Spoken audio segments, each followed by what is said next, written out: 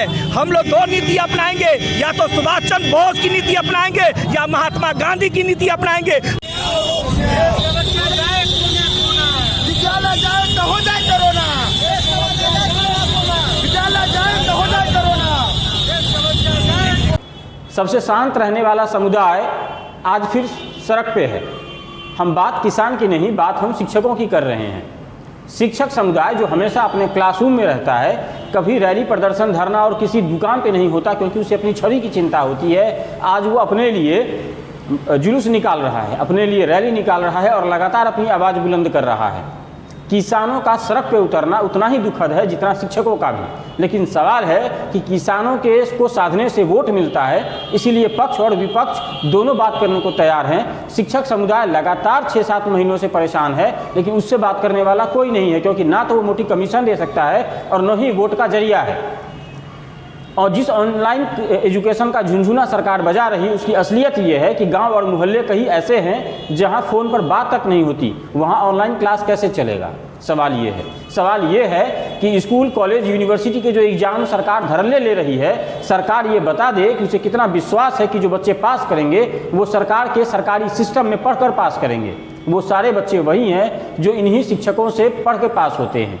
ये वही शिक्षक आज सड़क पर हैं जिन्होंने अपने आपके बच्चों का भविष्य बुलंद किया है। आज वही शिक्षक अपने भविष्य की चिंता कर रहे हैं, तो ये अभिभावकों के लिए, देश के लिए और समाज के लिए खतरे की घंटी है, जिसको समझना बहुत ज़रूरी है। क्योंकि ऐसे लोग अगर सिस्टम से पलायन करेंगे तो फिर आपके बच्चों को पढ़ाएगा कौन? क्योंकि सरकारी स्कूल और सरकारी कॉलेज में जो पढ़ाया जाता है उसकी वास्तविकता से आप भली भांति परिचित हैं।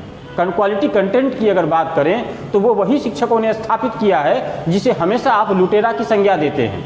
हम ये बात इसलिए कह रहे हैं क्योंकि हमने उनको नज़दीक से देखा है। शिक्षक समुदाय लगातार स्कूल कॉलेज यूनिवर्सिटी के बच्चों को तैयार करते हैं और आज उनके लिए उनको अपने बच्चों की भविष्य की चिंता है। ये अभिभावकों को भी सोचना होगा, जब आप उनके साथ जाएंगे तो उनके भविष्य के बारे में आप उनसे क्या बात करेंगे। जिस नई शिक्षा नीति में सरकार ये मानती है कि 6ठी क्लास के बच्चों को कोडिंग सिखाई जा सकती है और व्यावसायिक शिक्षा दी जा सकती है, उसी 6ठी क्लास के बच्चों को क्लासरूम में मास्क लगाना नहीं आएगा। ये सरकार की सोच पर हंसी आती है। जिसको सबसे प्रबुद्ध समाज माना जाता है वही अपनी क्लास में लॉकडाउन के नियमों का पालन नहीं करा पाएगा, जबकि दारू की दुकान, सब्जी का दुकान, शॉपिंग मॉल कॉम्प्लेक्स और झूले बाजार सब फॉलो करवा लेंगे, लेकिन प्रबुद्ध समाज नहीं करा पाएगा अपनी क्लासरूम में। ये सरकार की सोच पर प्रश्न चिन्ह लगाता है। दरअसल लॉकडाउन से नुकसान उन मध्यम वर्गीय बेरोजगारों का है जिन्हें शिक्षा कंप्लीट करने के बाद सरकार ने रोजगार नहीं दिया। अपने खुद के पैसों से लोगों को शिक्षा देने का जब उन्होंने स्वरोजगार स्थापित किया तो सरकार वापस उन्हें आज सड़क पे उतार करके क्या साबित करना चाहती है। 20 साल 25 साल से लगातार बच्चों के भविष्य, देश को IITian, लॉयर, रिसर्च स्कॉलर देने के बाद वही शिक्षक जब आज खुद बेरोजगार होंगे और आत्महत्या करेंगे तो उनका जवाबदेह कौन होगा? इसकी जवाबदेही कौन लेगा? कौन इसका जिम्मेदार होगा? सरकार इसका जवाब दे। आप देख रहे हैं द फोकस और मैं नीरज कुमार, और आपसे अपील करूंगा कि ऐसे शिक्षक समुदायों की आवाज़ बुलंद करें। धन्यवाद। स्कूल को छोड़कर सारा चीज खुल चुका है। सिर्फ एक शैक्षणिक बाजार में भीड़ आप देख रहे हैं। सिर्फ एक शिक्षा एक ऐसा जगह है, विद्यालय एक ऐसा जगह है जहां कोरोना के संक्रमण का भय दिखलाया जाता है। और हम लोगों का मांग है कि या तो सरकार हम लोग को कंपनसेशन दे विद्यालय चलाने के लिए शिक्षकों को, या 6 से 12वीं तक विद्यालय खोलने का दे आदेश कि 6ठा से ऊपर का स्कूल चले, डाउट क्लास ही चले, लेकिन चले। स्कूल खोलना हमारा अधिकार। जन जन की बाजार में भीड़ है। शिक्षा पर जो एक अवरोध लगाया जा रहा है, शिक्षा नहीं प्रसार करे और जनता को बेवकूफ़ बनाए, इसको लेकर एक हम लोगों ने मोर्चा बनाया। शिक्षा बचाओ अभियान मोर्चा के तहत हम लोग एकजुट हुए हैं और ये एक छोटा सा प्रदर्शन है। आगे इसका अंजाम बुरा होगा। 150 लोगों का ही परमिशन मिला था प्रशासन की ओर से, इसलिए। लेकिन ये चरणबद्ध तरीके से हर चौक चौराहे पर पूरे राज्य में पटना में भी और पूरे राज्य में ये आंदोलन चलेगा। कारण है कि सारा बाजार आप देख रहे हैं, 90% चीज खुल चुका है। कहीं भी कोरोना का मापदंड फॉलो नहीं किया जा रहा है, लेकिन हम लोग कह रहे हैं कि नहीं, हम लोग कोविड को फॉलो करते हुए 99% आज मॉल खुल चुके हैं, सारा चीज हो गया। दूसरी बात है कि अगर विद्यालय को बंद रखना है तो सारी प्रतियोगी परीक्षाओं को बंद करो। आज दरोगा का एग्जाम क्यों हुआ? एक मिनट। और जिला प्रशासन कहता है हमारे निदेशक और टीचर को अरेस्ट करता है और उसको जेल भेजने का काम करता है।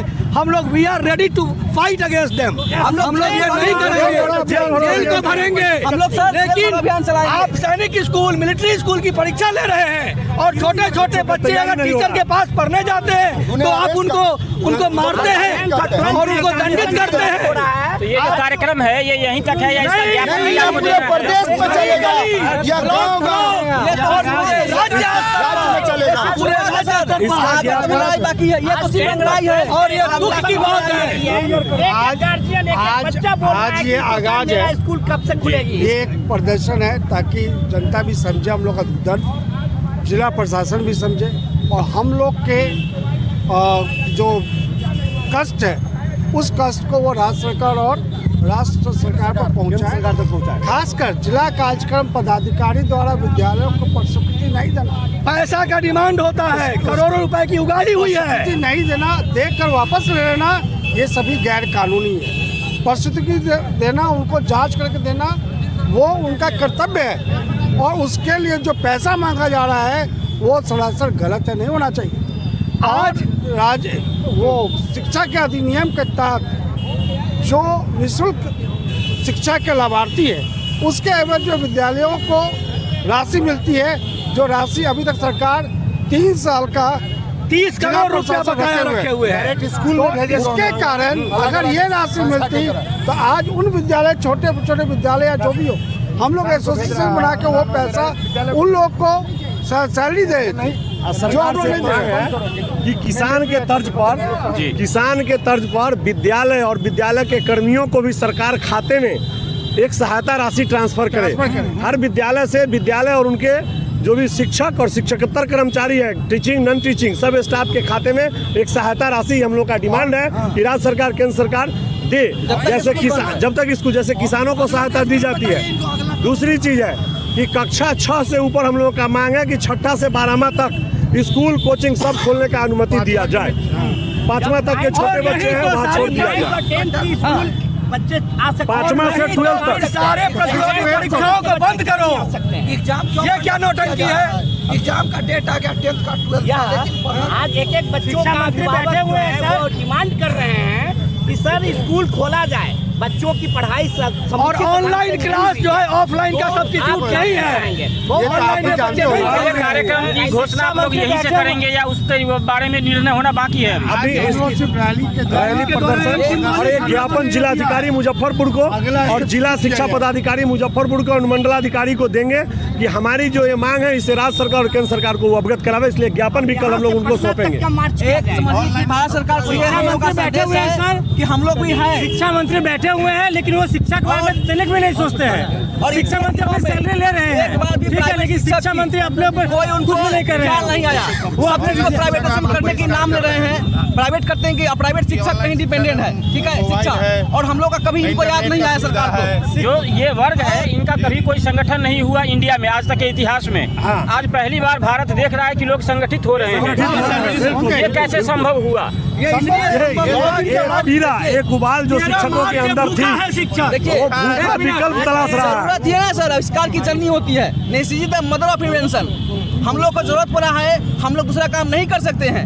हम लोग का एक समाज इमेज बना हुआ है, हम लोग दूसरा काम नहीं कर सकते हैं। इसलिए सरकार का हम लोग का मांग है कि जब तक हम लोग बेरोजगार है या हम लोग को आदेश नहीं आता है, कम से कम मिनिमम वेजेज जिससे हम लोग जी सके, अपने एजुकेशन को जिया सके, बच्चों को पढ़ा सके। नहीं तो भारत सरकार को संदेश दे रहे हैं कि शिक्षा पूरा डूब जाएगा और साथ साथ पूरा देश का भविष्य भी डूब सकता है इसमें।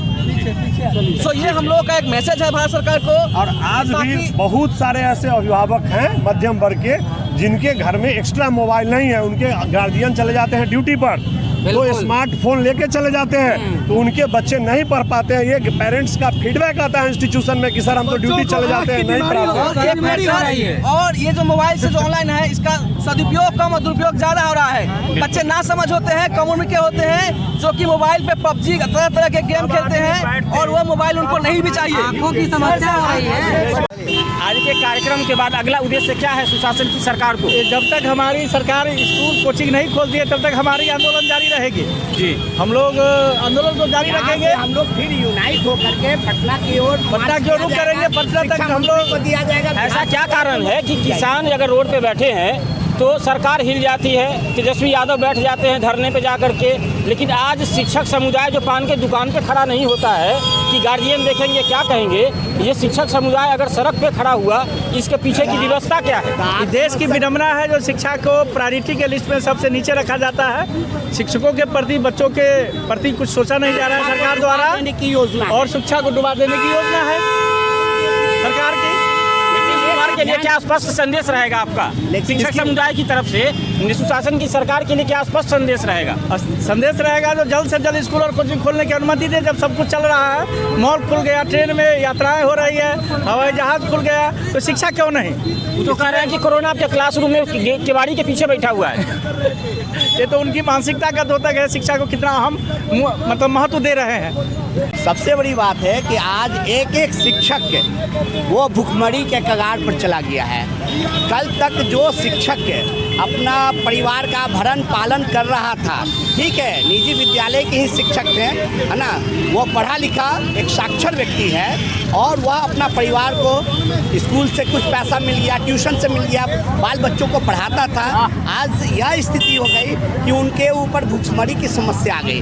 और मेरा सवाल ये है कि जब नई शिक्षा नीति में 6ठी क्लास का बच्चा कोडिंग सीख सकता है, तो आपकी क्लास में मास्क पहन के काहे नहीं बैठ सकता है? एकदम 100% बैठ सकता है, क्यों नहीं बैठ सकता है? और अगर जो नहीं जानते हैं उसके लिए हम लोग हैं ना, हम लोग सरकार नहीं समझ रही है कि आप लोग नहीं समझा पा रहे हैं। गाइडलाइंस देने के लिए हम लोग देने के लिए तैयार हैं सारा चीज, लेकिन उसके बावजूद भी कहने का अर्थ दूसरा चीज यह है कि गवर्नमेंट की प्रॉपर पॉलिसी नहीं है। अगर वैसा रहता तो आप शिफ्ट में कर दीजिए, 7 से 11 कर दीजिए, 11 से 4 कर दीजिए, 2 ऐसे हो।